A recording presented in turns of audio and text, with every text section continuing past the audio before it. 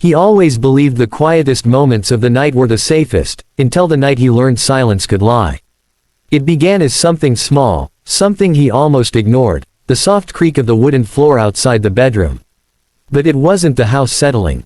No, this sound had intention, weight, and rhythm. And when Mark pushed open the door to his bedroom and saw his wife lying there motionless, facing the wall, he felt a strange uneasiness crawl up his spine. She looked asleep, but then he heard it. A whisper. A man's whisper. Inside the room. Mark's heart slammed so hard he could feel it in his throat. At first he froze, not trusting his own ears.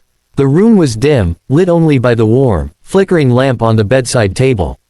Emily's long dark hair was spread across her pillow, her breathing soft and even.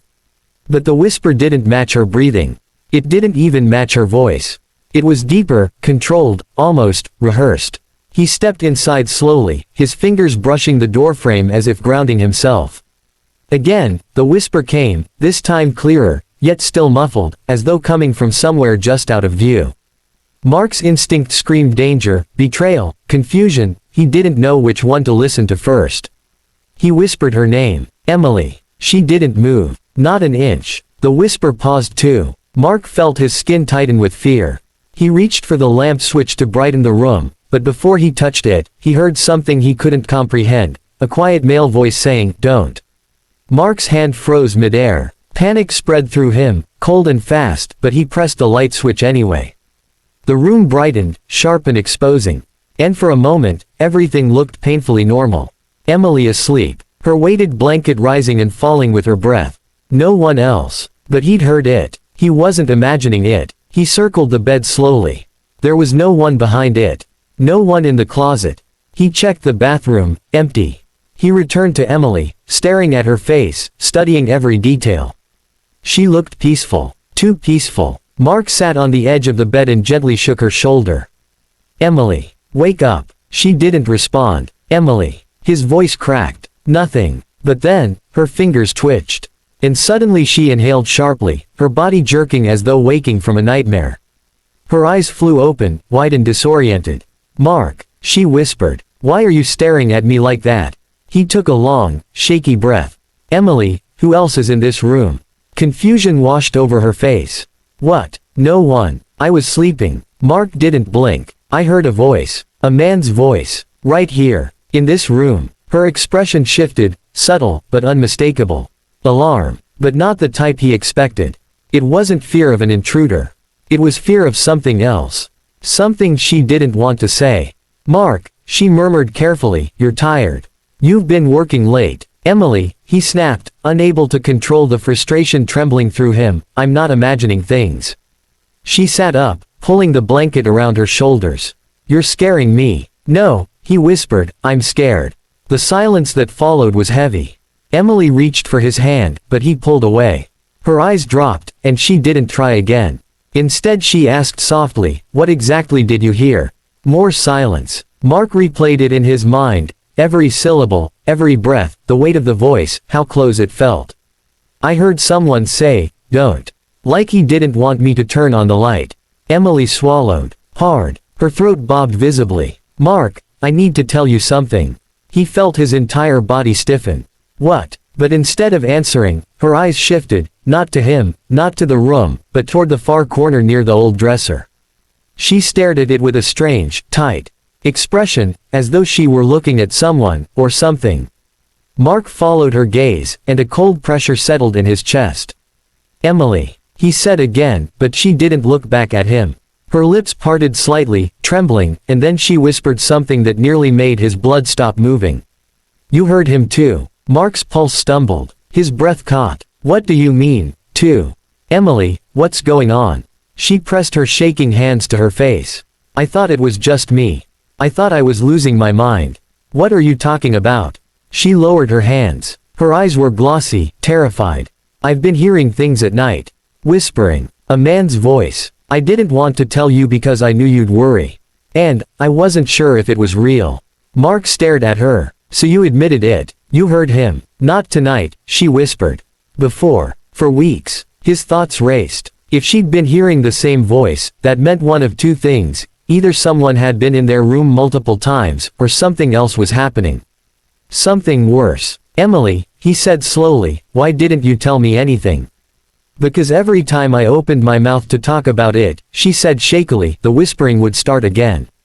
As if it knew. Mark felt his skin crawl. Emily clutched his arm suddenly, her grip desperate. Mark, tonight, before you came in the room, I felt something sit on the edge of the bed. I thought it was you. But when I opened my eyes, you weren't there. A shiver shot through him. You never told me that. I didn't know how. I didn't want to believe it. Mark stood up, backing away from the bed as though trying to get a full view of the room. Every shadow seemed longer. Every corner darker. Emily, if someone is getting into our house. It's not someone, she whispered. It's something. Her voice was trembling so violently it almost broke. Mark felt his breath shorten. He didn't want to believe her. He didn't want to imagine anything supernatural. But the voice he heard, the one telling him not to turn on the light, was too close, too real, too distinctly human to dismiss. But the room was empty. Or at least it looked empty. Mark's thoughts churned. He checked the window, locked from the inside. He opened every drawer, every cabinet, every possible hiding spot. Nothing. But the feeling of being watched grew stronger the more he searched. Then suddenly Emily whispered sharply, Mark, behind you. He spun so fast he nearly fell. But again, nothing was there. His chest heaved as he stared at the empty corner.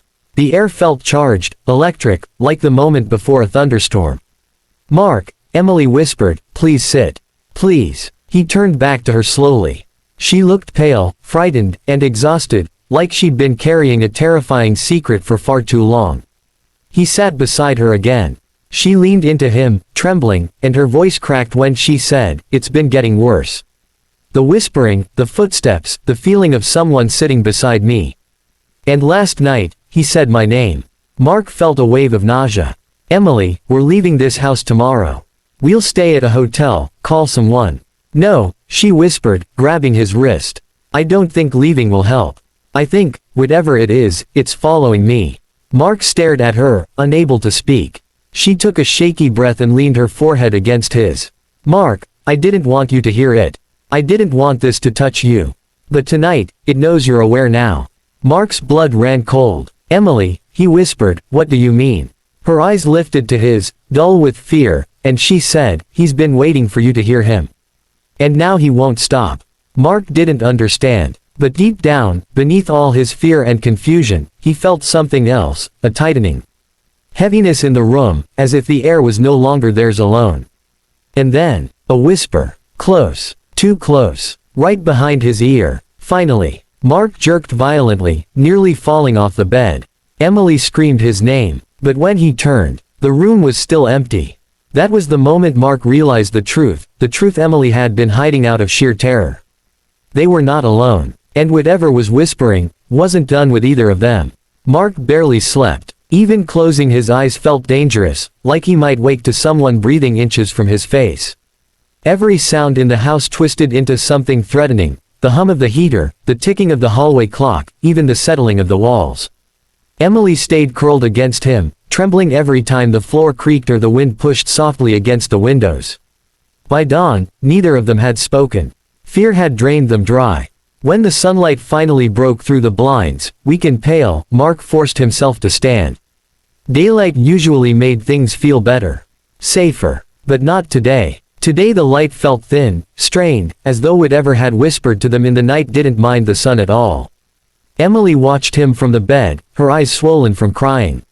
Where are you going? She asked in a small voice. To check the house again, he said, though he didn't know what he expected to find. He walked through every room, kitchen, living room, basement, attic. Nothing felt out of place, but everything felt wrong. As if the house itself knew something he didn't. When he returned to the bedroom, Emily was sitting upright, clutching her phone. I think, she said slowly, we need help. He nodded immediately. A therapist. A doctor. Someone who handles sleep disorders. Hallucinations. Emily flinched, hurt flickering across her expression. Mark, I'm not hallucinating. He closed his eyes. I didn't mean it like that. Yes, you did, she whispered. But I don't blame you. I wouldn't believe it either if I weren't living it. Mark sat beside her. What kind of help do you mean? She swallowed. A paranormal investigator. He recoiled instinctively. Emily, come on. But she didn't smile, didn't blush, didn't look embarrassed. Instead she whispered, you heard him too, Mark. So tell me, what explanation do you have? He had none. None that fit. Emily took a slow breath and stood, walking toward her dresser. She opened the bottom drawer and pulled out a small, leather-bound notebook. Mark stared at it, confused. What's that? She sat back down, running her fingers over the worn cover. I started writing everything down. Every whisper, every movement, every time something touched me. Mark's heartbeat thudded in his ears. Touched you? She nodded. At first it was just small things. Like the feeling of a hand brushing my hair. Or fingers tapping my shoulder. I thought I was dreaming. But then it started calling my name. Not out loud. Not like a person calls your name. More like, she hesitated, searching for the right words. Like it was speaking inside my mind. Mark felt his throat tighten. Emily, why didn't you tell me this? Because I didn't want to scare you. And because I kept hoping it would stop. She opened the journal and handed it to him. Read. He hesitated, then flipped to the first page. Emily's handwriting filled every line, shaky in the beginning, then steadier, then shaky again. Dates, times, descriptions. November 2nd, 1:14 a.m. Whisper. M. Soft, behind me. November 4th, 3:22 a.m. Pressure on mattress, someone sitting beside me. November 6th, 2:03 a.m. Whisper. I see you. November 10th, 12:57 a.m. Thought Mark came home early. Felt breath on my neck. No one there. The entries went on and on. The last one made him choke. November 22nd, 2:41 a.m. Whisper. He'll hear me soon. Felt fingers on my jaw.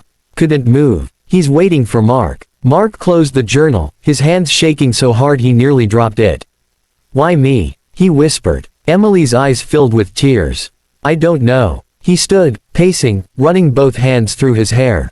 Okay. We leave today. Right now. We pack a bag and walk out that door. We don't stay here another second.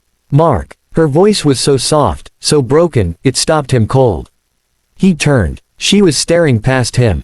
Not at him. Past him. Her eyes wide. Terrified. Emily, he whispered, what do you see? Her lips parted but no sound came out. She lifted a trembling finger and pointed behind him. Slowly, far too slowly, Mark turned. Nothing. Just their dresser. Their mirror. Their wall. But the air carried a thick, invisible pressure, like someone standing inches away, breathing shallow, controlled breaths. Then, a whisper so close it brushed the inside of Mark's mind.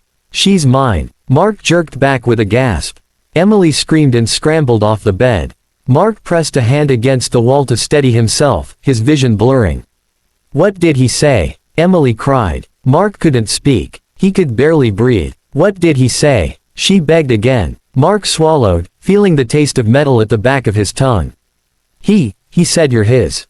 Emily's knees buckled, and she collapsed to the floor. Mark rushed to her, grabbing her shoulders. No, she whispered. No, no, no. It's not true, Mark said, though he had no confidence in his own words. Emily, whatever this thing is, we're going to stop it. How? She cried. It's in our room. It's in my dreams. It's in my mind. We're not staying here another minute. Mark pulled her up, grabbing her sweater from the floor. Come on. But when they reached the front door and Mark twisted the lock, something happened that made every hair on his body stand upright. The door wouldn't open. The lock turned, but the door stayed shut, as if something heavy pressed against it from the outside, or the inside. Mark pulled harder. Nothing. He braced his foot and yanked with all his strength. Still nothing. Emily backed away slowly, covering her mouth with her shaking hands. Mark, he doesn't want us to leave. He turned to her, panic burning in his eyes. Emily, help me. We'll break it down together. But before they could try, the lights in the house flickered. Once. Twice. Then everything went dark. Emily screamed. Mark grabbed her hands, squeezing tight. Don't move, he whispered. The darkness was suffocating. Thick. Absolute. And then, footsteps. Slow. Deliberate. Coming from the bedroom. Mark held Emily's hand so tightly he worried he might break her fingers. The footsteps grew louder, closer, but there was no shape, no silhouette, just the sound. Then a whisper filled the hallway. You can't take her, Emily whimpered. Mark's entire body shook with anger and fear. Leave her alone, he shouted into the dark. The whisper grew sharper, colder. She was alone long before you met her. Emily collapsed against him, sobbing. Mark had no idea what that meant, no idea why this thing was targeting her, no idea why it was speaking as though it knew them intimately. But then, another voice drifted through the darkness. Emily's. But not the Emily holding Mark's hand. This voice was soft, distant, echoing from down the hall. Mark. Emily shook violently. That's not me. Mark, that's not me. He knew. He dragged her toward the back door, slamming his shoulder into it with all the strength he had left. This door, unlike the front, cracked under the force. Once, twice. On the third hit, the frame splintered, and cold morning air rushed in. Mark shoved Emily outside and followed, pulling her into the yard. As soon as they crossed the threshold, the house behind them went silent, completely, unnaturally silent. Emily clung to him, sobbing so hard her entire body shook. Mark, she whispered, it's not going to stop. Even out here, even if we leave. He held her face in his hands. We'll fight it, together. But Emily only shook her head slowly. He's not after both of us, she whispered. He's after me. Mark pulled her into a tight embrace. I won't let anything take you. But as he held her, he heard the door behind them creak open ever so slightly. No wind, no movement, just a whisper, drifting out from the dark interior of the house. Soon, Mark tightened his hold on Emily. Because for the first time, he understood something he hadn't wanted to believe. The thing whispering to them wasn't haunting their house. It was haunting her, and it wasn't going to stop until it got what it wanted.